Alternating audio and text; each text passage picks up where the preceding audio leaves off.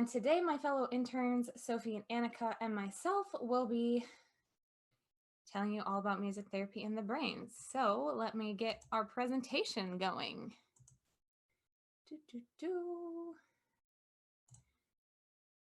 Okay, there we go.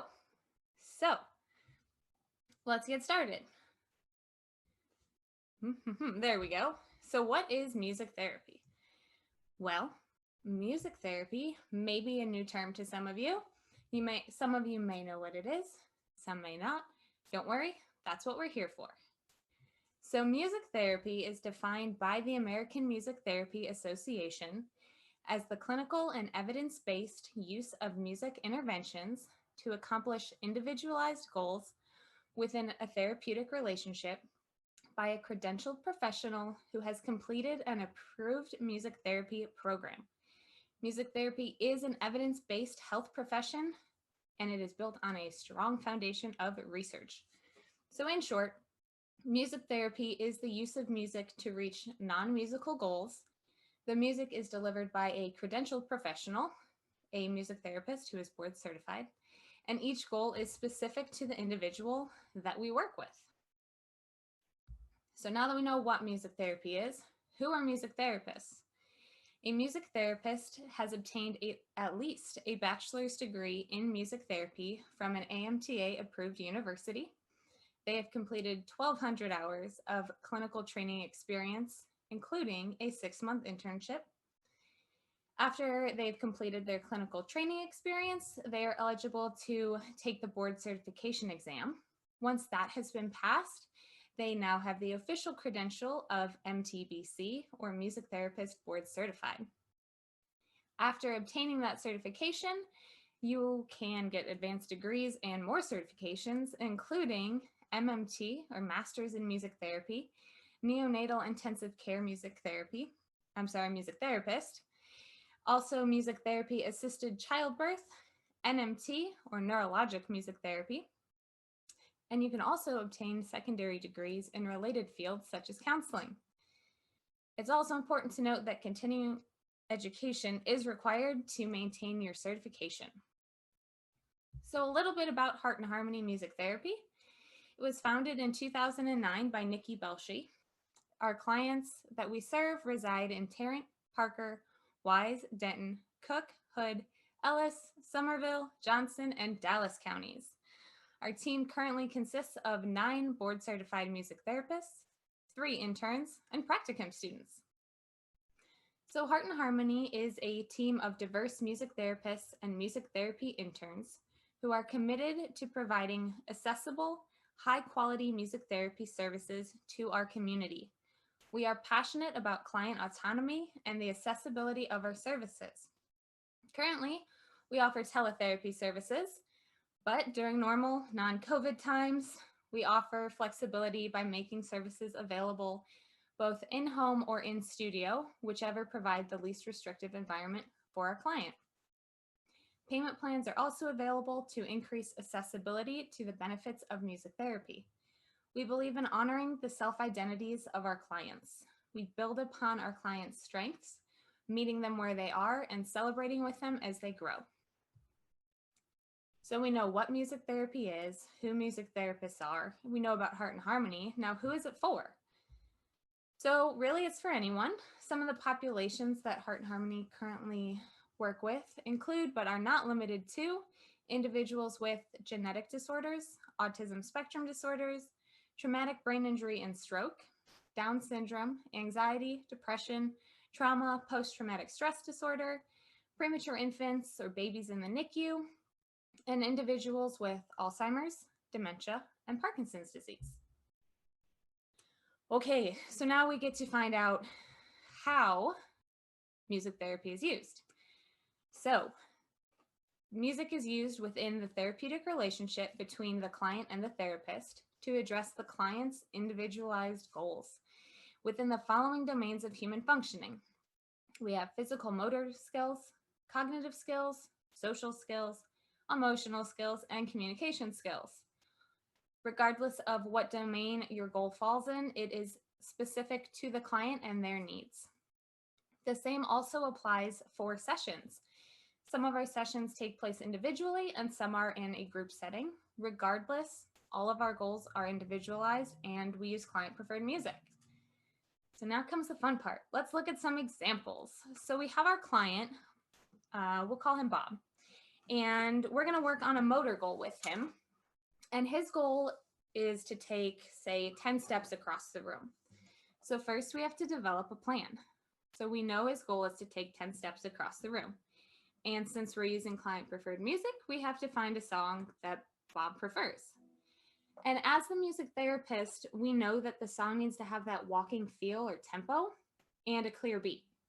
And by using songs with a walking tempo and clear beat, we allow the client's body the opportunity to entrain with the music and internalize and really feel what we're asking it to do, which in this case is to walk. So back to Bob. We know that he was in the Marine Corps and the Marine hymn has a great beat to it and it's a preferred song of his. So while you're listening to this, I want you to take note of what your body might be doing while you're listening to the song. So here we go. From the halls of Montezuma to the shores of Tripoli, we will fight our country's battles in the air, on land and sea. So did you notice your body doing anything? Maybe your hand or finger tapping on the table or on your leg, or maybe you were tapping your foot along. So that is one way that your body has started to entrain with the music, even just from that little snippet. So we can also hear that there was a clear beat that was going along with the song in both the lyrics and the rhythm that was being tapped out. So in the words, you can hear that the syllables are broken down to provide an even more clear beat. For example, halls of Montezuma. So everything was broken down into its individual syllable as opposed to saying halls of Montezuma. So we can also change the tempo or the speed of the song, which would encourage a faster or a slower pace depending on the needs. So again, take note if your body is reacting to the tempo of our song. So let's start out. From the halls of Montezuma.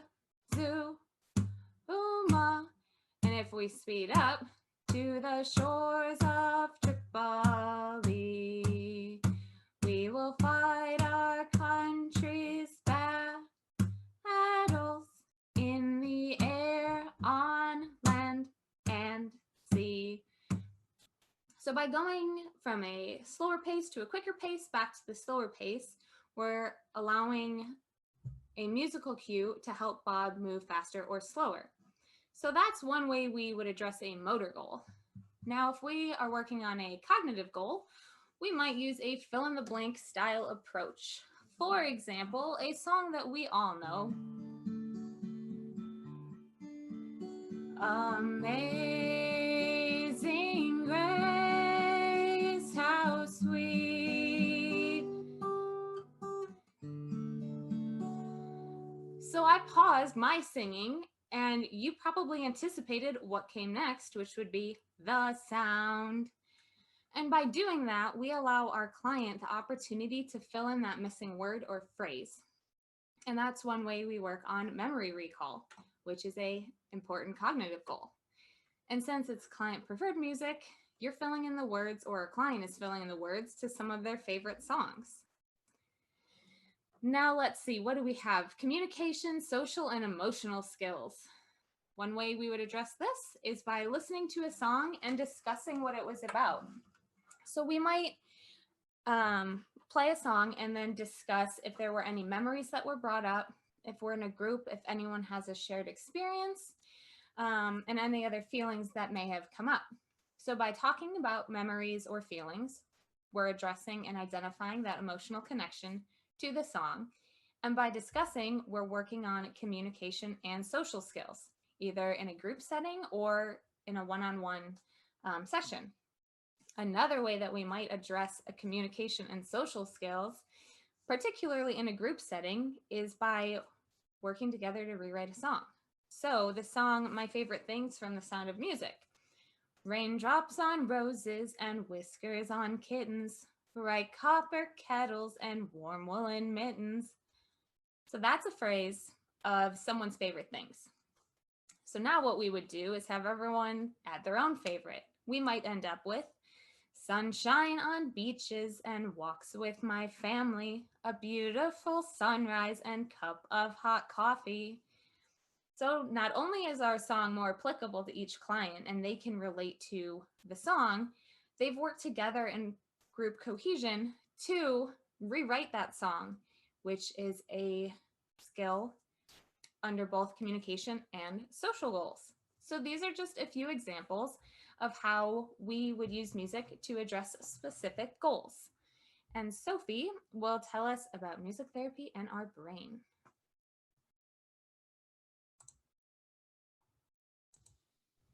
Gotta unmute myself. Thank you so much, Jordan. So we're gonna get a little brainy with me, so bear with me. We'll make it through. So the first kind of thing I want to hit on, and this is something to keep in mind, haha, pun intended, that music is a whole brain experience. It activates the entire brain, and different areas of the brain perceive different aspects of music. So if you can see this little diagram here, it's a little small on our screens, but the green and the blue areas are where the basic features of music are perceived. So the rhythms, the harmonies, the duration, the volume, things like that. And then these purple areas, that's where music is invoking memories in us, right? And red, that's where music is evoking emotions in us. So there are just so many aspects to music, and so it's perceived all over the brain. And that's just an important thing to remember as we go through this, because we'll come back to this idea. Yes, we got it working. All right, so that brings me to the shared neural systems theory. So this little image kind of represents that, and it's just kind of a crazy looking Venn diagram because there's just so many aspects to it. But the definition, there are shared cognitive and perceptual mechanisms and shared neural systems between music cognition and parallel non-music cognitive functions that provide access for music to affect general non-musical functions such as memory, attention, executive function, all of these things you see in the gray bubbles. So to break that down, so first we've got shared cognitive and perceptual mechanisms. So that's kind of what you're seeing here, that there's a share here. Music touches on all of these in some way because they share the same mechanisms of perceiving in the brain. Okay, and then that is the gateway. That is the way that music can affect these things and act as a bridge to these non-music functions. All right, and I'll explain a little more how later. So music therapists are trained, as Jordan told us, to use these effects that music inherently has on the brain and these non-music functions in order to help clients learn new skills, maintain skills that they already have, that they want to hold on to, that are maybe getting harder as they age or whatever it may be, and to unlearn undesired behaviors. All right, how? This is where we get really brainy and we get into the processes, and these words look intimidating and big, but you will completely understand it by the end of this, I assure you. So the neuroplasticity model is the best way to explain this profound impact that music can have on the brain and thus behavior. So under the neuroplasticity model, we'll talk about synaptic pruning and synaptogenesis, dopaminergic release, and then neural synchrony and cortical remapping. All right, first, synaptic pruning and synaptogenesis. Synaptic pruning is a natural process by which our brain pairs away connections that we are not using. And that sounds kind of scary. That sounds bad. Like, oh no, if I don't use these connections, I'll lose them. But it's actually a really important process that helps us to tune out extraneous stimuli. So an overwired brain without any trimming away, without any synaptic pruning, might have trouble doing something like trying to read a book in your room and the fan is going and it's making the light kind of flicker, right? That's not going to fully pull you away from your book because of synaptic pruning. We're able to tune out these things that we don't need in a sensory way. So that's vision. So you're in a cafe and you're trying to get some work done and there's somebody having a conversation over there or their air conditioner is running and you're able to tune out those things for the most part and get what you need to get done. So that's why synaptic pruning is important. Now, synaptogenesis is kind of the opposite process of that, also super important, and that's the formation of new neural connections. This mostly occurs in infancy and early childhood, but it does continue to happen throughout your whole life. It's just that in infancy and early childhood, there's all of these, milestones and critical periods of learning and development. So it happens a lot then, but it's always happening. We're always building these new connections. And it's kind of the principle of neuroplasticity, this amazing thing that our brain does. Okay, here we go. This is my favorite part. Dopaminergic release and neural synchrony. First, we'll talk about dopamine. So is the neurotransmitter associated with motivation, memory, learning, working memory, learning, and reward. So it's also known as the happy or pleasure hormone. Now, research shows us that listening to preferred music stimulates dopaminergic regions of the brain. So music is happening, dopamine's being released. And this is kind of the science behind something we already know. Music is pleasurable and it makes us happy. It is motivating. I mean, think about the last time you tried to exercise without music. It's way harder. It feels way harder. And studying with music, it just puts you in the right mindset for what you need to get done. And I mean, think about that. It also creates a great environment for therapy because it's motivating, it helps learning. Music is awesome. So let's see, flipping my paper. And I want to show you here so you understand my visual. This music task is surrounded by little dopamine hormones. The music task is happening, dopamine's being released. That's what that image is about. So the neural synchrony aspect brings in what is the ultimate goal of therapy, that the participant is able to meet goals without our music intervention. Our goal is that they can do it without us, that they don't need us forever.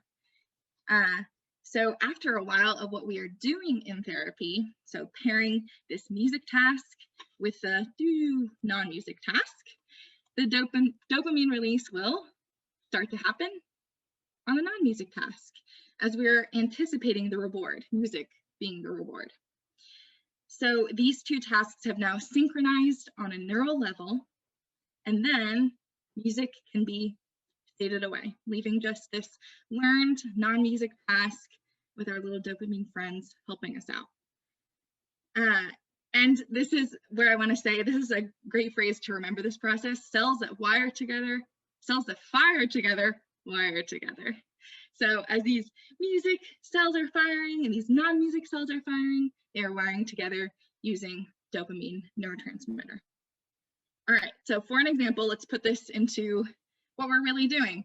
So say we're in a session with somebody and their goal is to extend their arm from the elbow like this. A lot of times in music therapy, we'll put a drum on the other end of that. It's a great motivator, feedback, both auditorily and physically by hitting. And then we'll probably use music too, with a clear rhythm to help support that movement. All right, so non-music task, moving the arm. Music task, hitting the drum. All right, we're pairing those two things together. The dopamine from the music is starting to transfer to this non-music task. And eventually we fade the music away and they're still doing it without us. That's the goal. So that is what's actually, that's what's physically happening, but there is all of these things happening in the brain that we don't even know about behind this. Well, now you know about it, I guess. All right, now all of these aspects of neuroplasticity brings me to cortical remapping. And this is the key to neuroplasticity, using these processes of neural synchrony and the synaptogenesis to reorganize or build new connections, which actually change the shape or remap the cortical regions of the brain. So just to give you an image of that, this gray matter is the cortical region of the brain, and the gray color is actually from the high concentration of neurons in that area. So this is where cortical remapping is happening, and why it's called cortical remapping, because it's the remapping of the cortex. So for example, let's bring it back to music, why it's so effective in this. So say there is a traumatic brain injury in a client, and the brain injury is right here in this language center of the brain. This is the place where when we're speaking, creating speech, it lights up. This is the part of the brain we use. Well, what I tell you to remember, music is an all over the brain experience, not just one area. So if this area is damaged, we can use music to create a bridge and make up for that injury, for that loss, by remapping these cortical areas of the brain using all these processes I just talked about. Whew, I hope that made sense. I know it was a lot. You guys are great sticking with me. All right, one last important note to make here on learning and neuroplasticity is about music versus noise. So something else we know from research is that noise is not conducive to neuroplasticity and learning. It can increase stress at all levels, which hinders these processes of learning, working memory, and neuroplasticity. Oh my gosh, that sounds like it contradicts everything I just said. Noise is not good for neuroplasticity. Well, noise in this definition is disorganized, it's unpredictable, it's distracting, it's unclear. In this definition, music is not noise. Music is often organized. It's repetitious. The chord structure is often organized and predictable, and it's clearer than speech because there's no likes, there's no ums, there's no little things. It really organizes everything. And like in Jordan's example with the Halls of Montezuma, she explained how each syllable also contributes to the rhythm. It's organized. It's not just Halls of Montezuma. It's Halls of Montezuma. It's organized. So music is shown to promote neuroplasticity, despite this contraindication, music versus noise. Music is not noise in this case. Okay, it's just the opposite. So, we'll go back. To kind of demonstrate this idea, music versus noise, let me giving up remote control. All right, I am going to tell you a little story, and I'm going to ask you questions about it afterwards, so pay attention. And then I'll have you count how many of my questions you get right just on your fingers. Just keep track. All right, here's the story. I went to the store yesterday morning with my friend Jill. You know, it was the store off of River Lane at 55756. And after shopping, we had some brunch at 8:30. We stopped in at a different store for something that she wanted at like 10. And we said our goodbyes and went home, I guess, around 10:15. And it took me a while to get home because I had a few more stops to make. But I probably got in around 11. All right, there's my story. That's typical speech. I'm going to ask you some questions. Keep track on your fingers how many you can answer. What time of the day did the visit start? And that's morning, afternoon, or evening. What was my friend's name? Where did I go? What was the address of the place that I went? What time was brunch? What time did we go to the second store? What time did we say goodbye?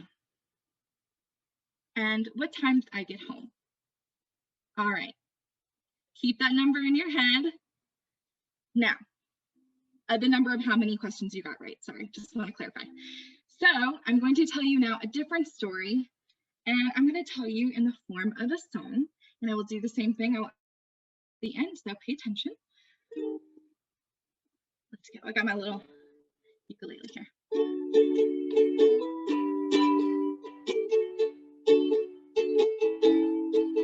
It was a Monday afternoon when I went to the moon. I was visiting my best friend Matthew. He lives on 11675 Drive. We got to lunch at 1 and went for a walk at 2:30. We were shopping for our party by 3:15, and the party was at 7. All right, there's our song. A little bit of a different story. I'm going to ask you questions now. Keep track just the same as you did the first time. What time of day did the visit start? Again, that's morning, afternoon, or evening. Where did I go? What was my friend's name? What is my friend's address? What time was lunch?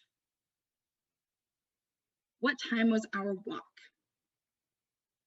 What time did we go shopping? And what time was the party?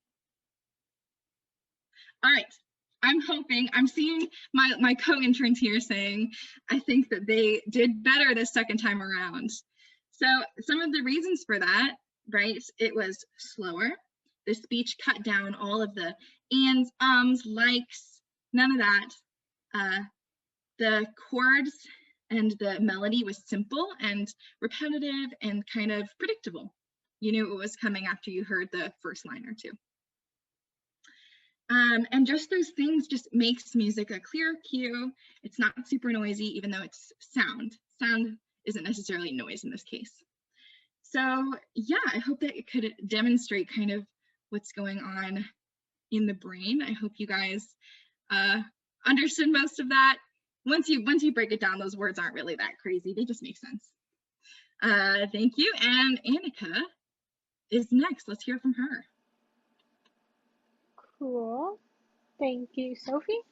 So, music therapy with Parkinson's. So, going back to what Jordan said, that music therapy addresses goals based on the client's needs. And although goals look different from client to client, usually those with Parkinson's, their goals will fall along the line of maintaining and rehabilitating. So 3 goals that we have here will be focusing on communicative skills, so speech, emotional skills, how we feel, and physical functioning, so all motor skills. Cool. So since music therapy is a research-based practice, there are many different techniques used. It's more than just music. There's research and techniques behind everything that we do. So one of the techniques here is rhythmic auditory stimulation, or RAS for short. It's a technique that is used to address physical functioning. This technique uses rhythm to work on gait, and gait is how someone walks. The music therapist can either decrease or increase the stride length, the gait velocity, and the cadence by the tempo of the music. What the therapist does is find the natural cadence, and then steps are entrained at a lower or higher cadence depending on the goal of the individual. So, whatever the natural cadence is, the music therapist would add music and entrain those steps. That's an important one that we've been saying a lot lately, entrain those steps found at the desired cadence. And let's see, I did not know how to show this to you since we're virtually and I'm by myself right now. So we got a little video to watch.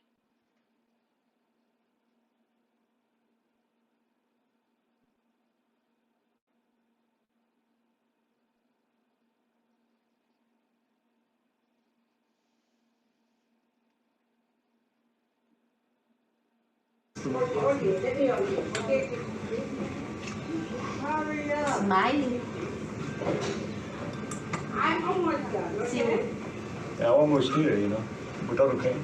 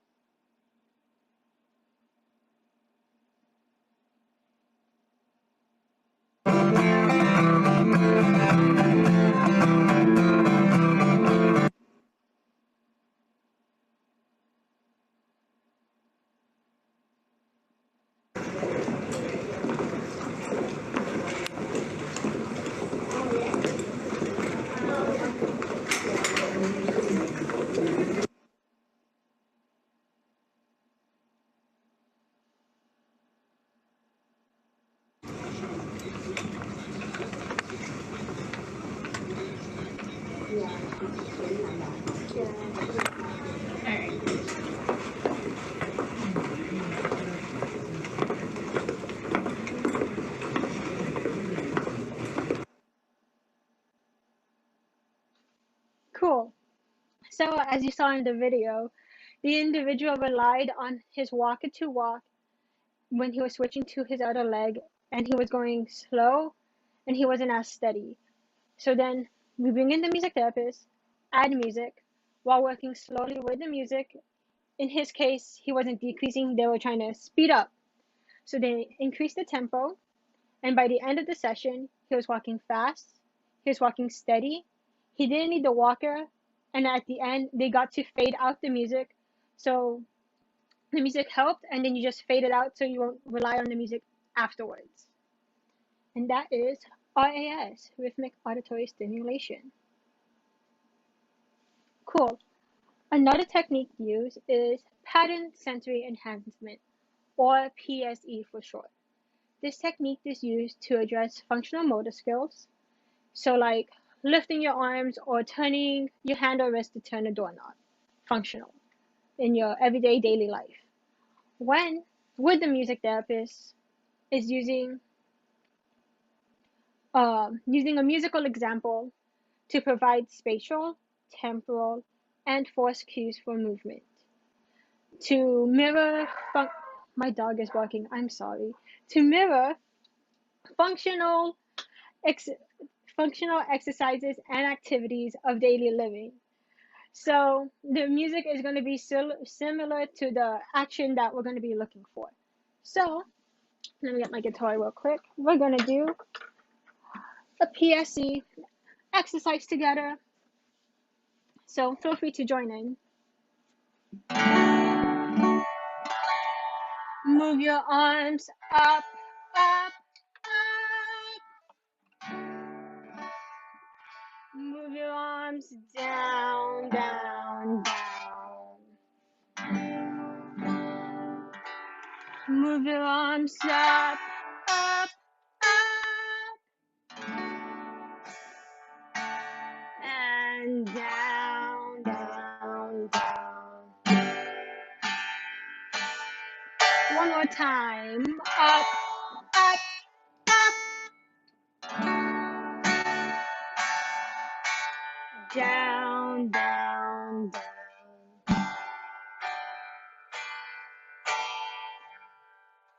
Wonderful.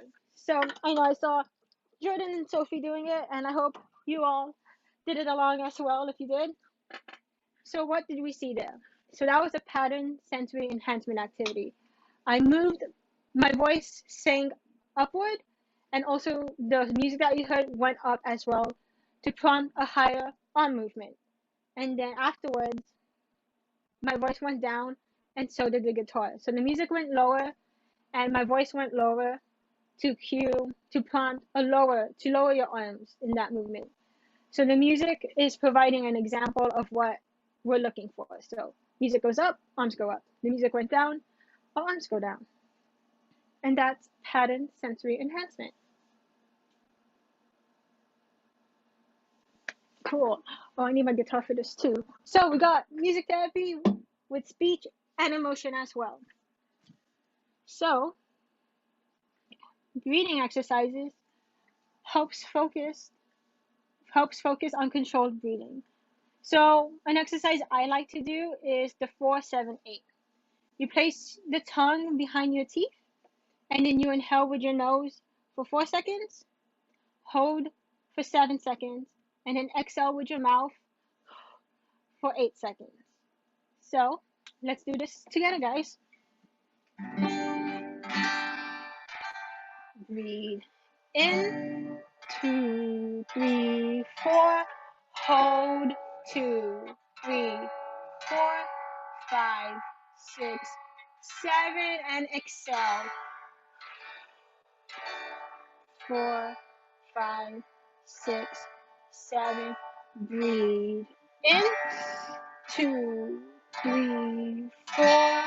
Hold, 2, 3, 4, 5, 6, 7. Exhale. 1, 2, 3, 4, 5, 6, 7, 8. One more time. Breathe in, 2, 3, 4, and hold. 2, 3, 4, 5, 6, 7. Exhale. 3, 4, 5, 6, 7, 8. And that's a breathing exercise to help with our breaths. Cool. Vocal exercises. So warming up our voice, singing up a scale, singing down a scale, whatever your range may be. It helps with our trunk and breath support. So our posture, it helps with that. It helps with our breath support, like what we just did with the breathing exercises. It becomes stronger for us. And then singing, important, right? So like what we said before in the beginning, preferred music is the way that we go with clients. They're gonna like it. It's all enjoyable for everyone. But say, going back to the brain part of the presentation with Sophie, say that there's a damage in language. So singing preferred music is the way to go because the cortical regions and networks responsible for music and speech overlap. So with everything that Sophie said with our brain, it's gonna come there. We learn it in new areas, and it'll be okay. And then finally, positive mood. So our emotion. Overall, when there are goals that we need to reach with a client, we want them to have a good time. So as music therapists, we have to create a successful musical experience that can motivate and satisfy an individual by the end of treatment, because you don't want to do a treatment and not like it. So hopefully with music, it creates an experience that's enjoyable for everyone while reaching our goals. And for an extra video example, we can think back about everything that we said, brains, music therapy with Parkinson's, and here we go. Oh, that's an ad. After the ad.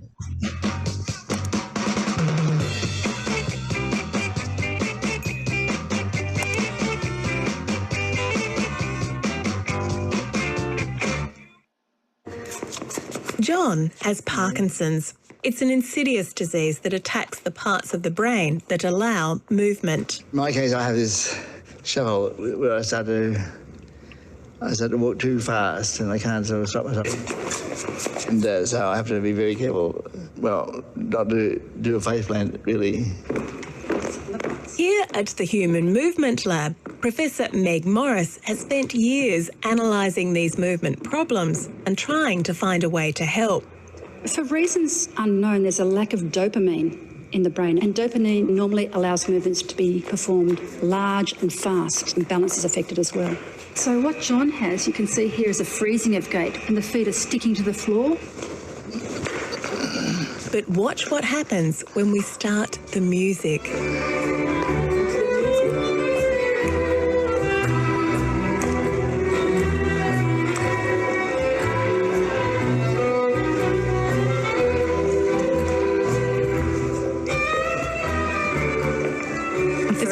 watch. It is, it's so beautiful. And for a person who is shuffling and blocking and freezing, to be moving like that.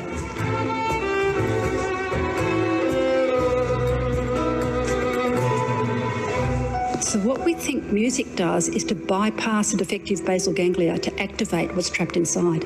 So the music provides an external rhythm to compensate for the defective rhythm inside the brain. Meg has been a pioneer of this therapy, and it's incredible to watch. I see people who never get a break from feeling trapped by their inability to control their own body's movement until the music comes in. And the movement begins to flow, and with joy, they can dance.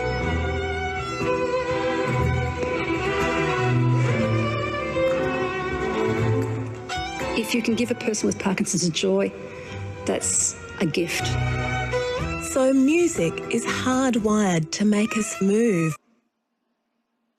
Since day one of sex ed, we heard something loud and clear. So, as we saw, our brain's a powerful thing, especially when you add music into it. There was such a difference between the two different sides. And that is all information about music therapy and the brain. We'd like to thank you guys for having us today. We're so happy to present to you all about music therapy and how it affects us. And here's the website of Heart and Harmony Music Therapy if you want to know any more information. And here's our emails if you want to contact us with any questions you may have.